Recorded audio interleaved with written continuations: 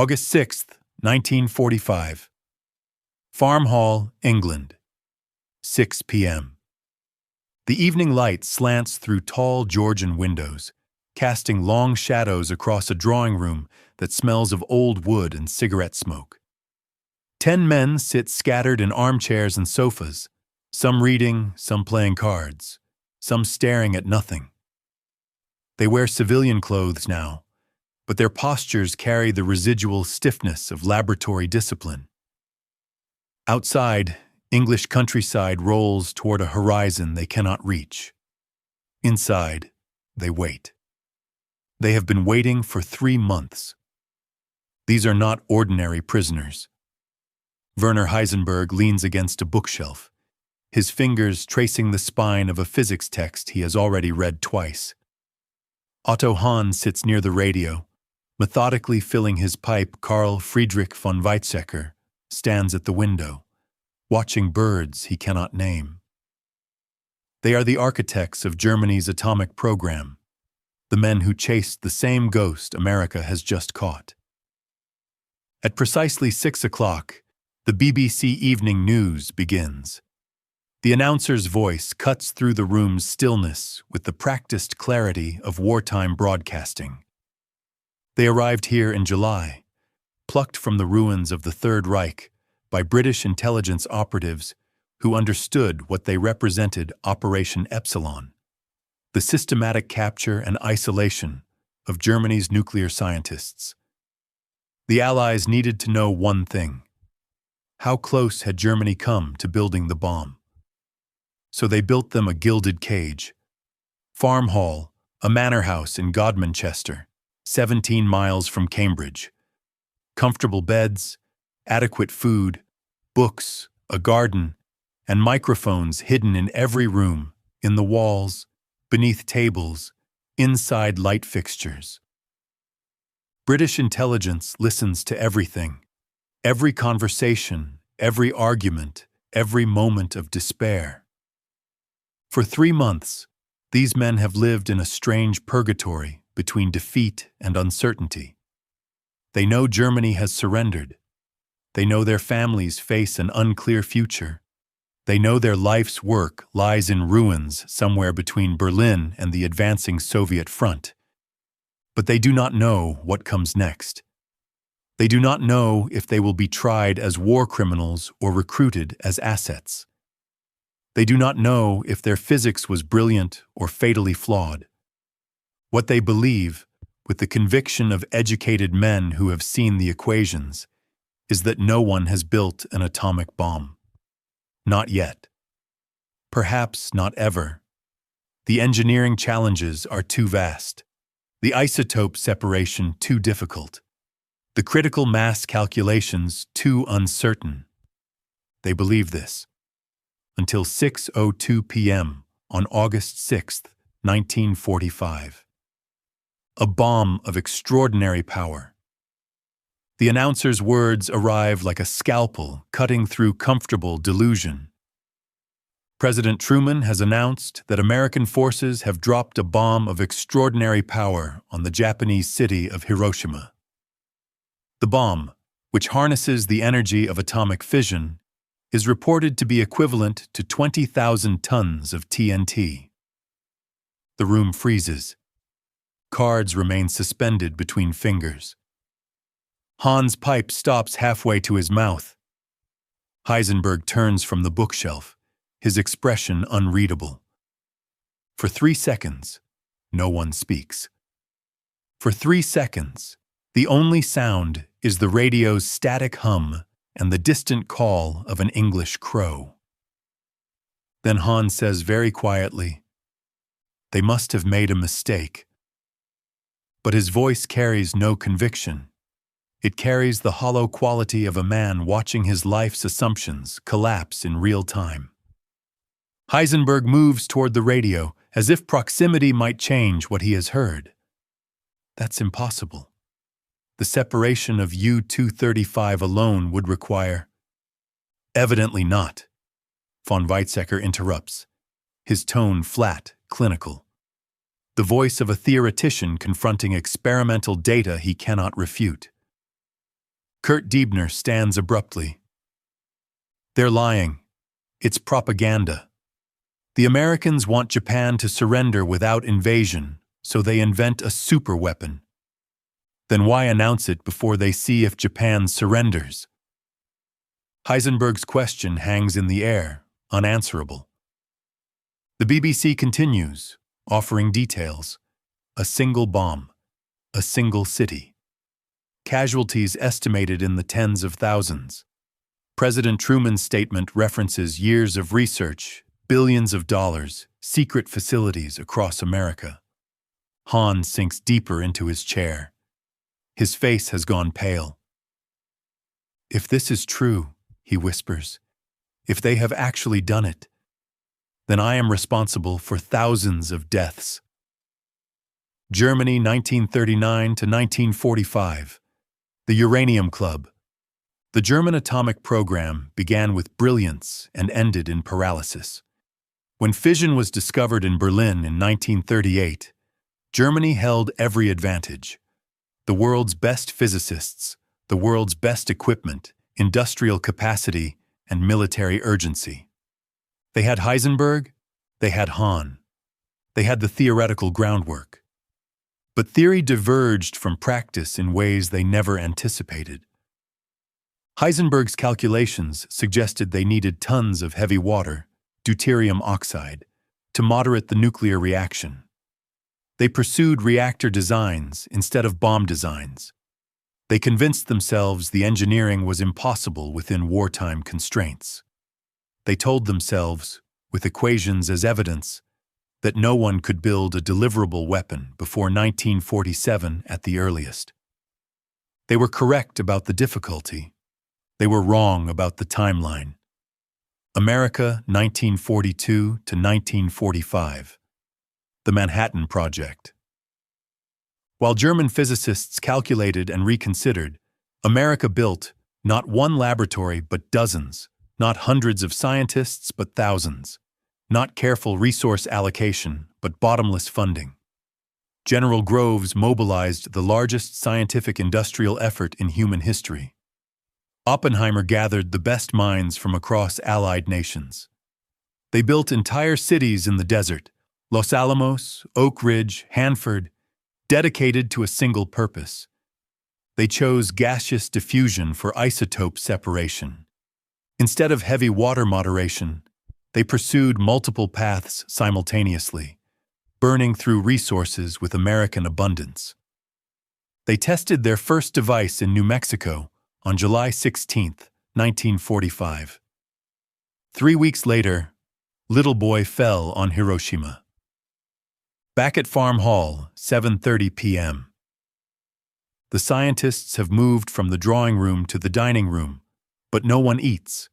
They cluster around the table like men at a funeral, speaking in rapid German that the microphones capture perfectly. Heisenberg paces. His voice rises with defensive energy. If they have actually achieved a controlled chain reaction in a deliverable weapon, then their isotope separation must be orders of magnitude more efficient than anything we calculated or dash dash. He pauses, recalculating silently. Or they used plutonium instead of uranium, a breeder reactor. But that would require... It doesn't matter what it requires, Hahn interrupts, his voice hoarse. They did it. We didn't. That's the only relevant fact. Walter Gerlach, the physicist who coordinated Germany's nuclear research in its final chaotic years, sits with his head in his hands. I trusted you, he says to Heisenberg, not looking up. I defended your calculations to the high command. I told them it was possible. I told them you would deliver results. We did deliver results, Heisenberg snaps. We built the reactor. We achieved neutron multiplication, given time and resources. We had time. Gerlach's shout silences the room. We had 4 years. And where was our bomb? Where was our demonstration? Where was anything that justified the money and the men and the... His voice breaks. Hahn speaks into the silence very softly. We told ourselves it couldn't be done. Not because the physics was impossible, but because we needed to believe we hadn't failed. We needed to believe our defeat was inevitable, not chosen. 10 p.m. Hahn sits alone on the edge of his bed. He is 66 years old.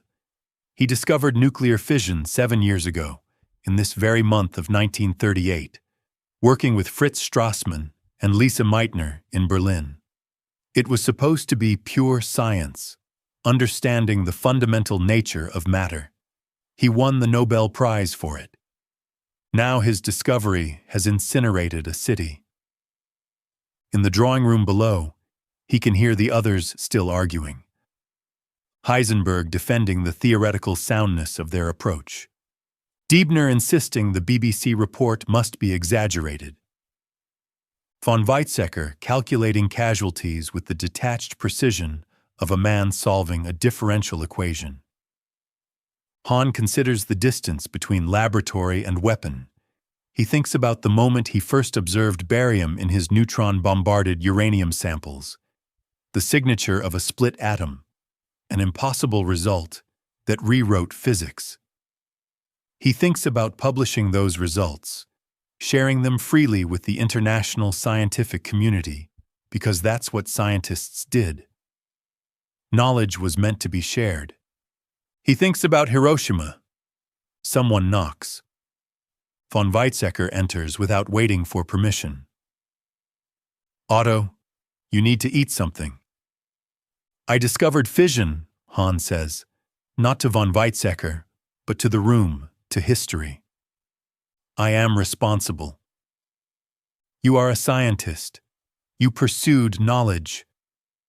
What others do with that knowledge is my responsibility, Hahn says, his voice steady now, carrying the terrible clarity of a man who has stopped negotiating with truth. When you hand a child a loaded gun and claim you were simply curious about ballistics, you do not escape culpability by citing scientific method. Von Weizsäcker sits beside him. We didn't build the bomb. The Americans did. We showed them it was possible. We opened the door. The fact that we lacked the will or resources or clarity to walk through it ourselves changes nothing. Then what? What do we do with that? Von Weizsäcker asks. We live with it, Hahn says. We carry it. We do not pretend it weighs nothing. August 7th morning. British intelligence reviews the transcripts from the previous night's recordings. The German scientists' shock has crystallized into something else, a harsh accounting of their own failure. Heisenberg has filled 3 chalkboards with calculations, working backward from the reported yield to possible bomb designs. His conclusion, reached around 3 a.m., is devastatingly simple. The Americans must have achieved isotope enrichment at scales he considered industrially impossible. Or they found a plutonium path he dismissed as theoretically unsound. Either way, his fundamental assumption, that atomic weapons were too difficult to build during wartime, was wrong. Not wrong about the physics, but wrong about human determination and American industrial capacity. Diebner has stopped insisting it's propaganda. The BBC's morning bulletin provides more details, photographs, survivor testimonies, Truman's full statement. The evidence becomes undeniable. Gerlach has not left his room. When von Weizsäcker checks on him, he finds the coordinator of Germany's nuclear program sitting motionless, staring at the wall. I told Speer we could do it, Gerlach says. I promised him, and I believed it. I believed we were close. But we were never close, were we? We were chasing a theoretical possibility while the Americans were building a factory. The others avoid discussing what Germany might have done with an atomic bomb if they had succeeded. That conversation leads to places none of them want to go. Instead, they focus on the technical failure, the scientific puzzle of how America achieved what they could not. It is easier to be wrong about engineering than to confront being complicit in genocide. August 8th, afternoon. The garden. Hahn walks alone among the roses. The English summer is gentle here, unmarked by war. Bees move between flowers with the purposeful efficiency of nature, operating according to plan. Everything grows. Everything continues. He thinks about Lise Meitner, his Jewish colleague who fled Germany in 1938, escaping the machinery of extermination by mere weeks. She understood the implications of fission immediately, coined the term, calculated the energy release. She refused to work on weapons. She chose exile over compromise. He stayed. He told himself he was protecting German science, preserving something worth saving. After the war, he told himself he wasn't really helping the regime, just pursuing knowledge. Now he understands there was no neutral ground. There was never neutral ground. Von Weizsäcker joins him on the path. They walk in silence for a while, listening to bees and distant sheep.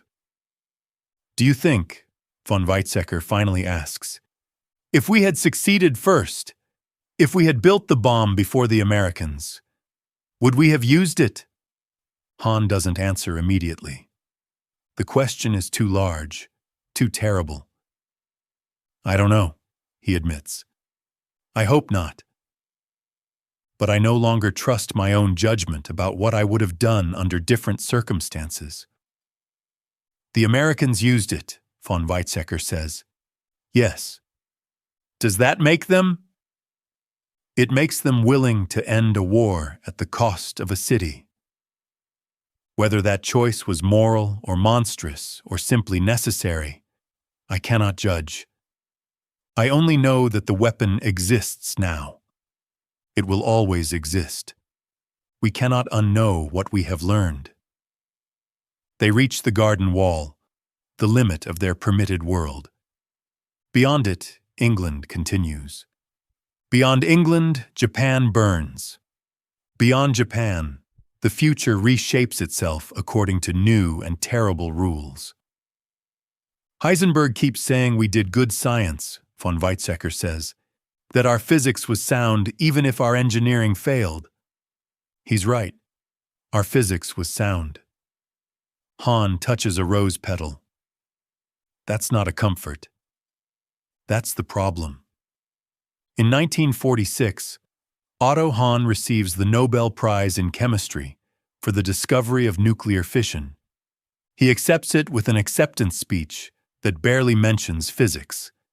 Instead, he speaks about responsibility, about the weight of knowledge, about the distance between understanding the atom and understanding what humanity will do with that understanding. The other scientists of Farm Hall scatter to different futures. Heisenberg returns to Germany, rebuilding physics under Allied supervision, never quite reconciling his brilliance with his failure. Von Weizsäcker becomes a philosopher, spending his remaining decades trying to articulate an ethics of science in the nuclear age. But on August 6, 1945, in a manor house in England, they learned a simple truth that no equation could capture. Some knowledge, once discovered, cannot be undiscovered. Some doors, once opened, cannot be closed. And the men who open those doors do not escape responsibility by claiming they were merely curious about what lay beyond. The atom split. The world split with it. And everyone who touched that knowledge carries the weight of what they made possible, whether they built the bomb or merely proved it could be built.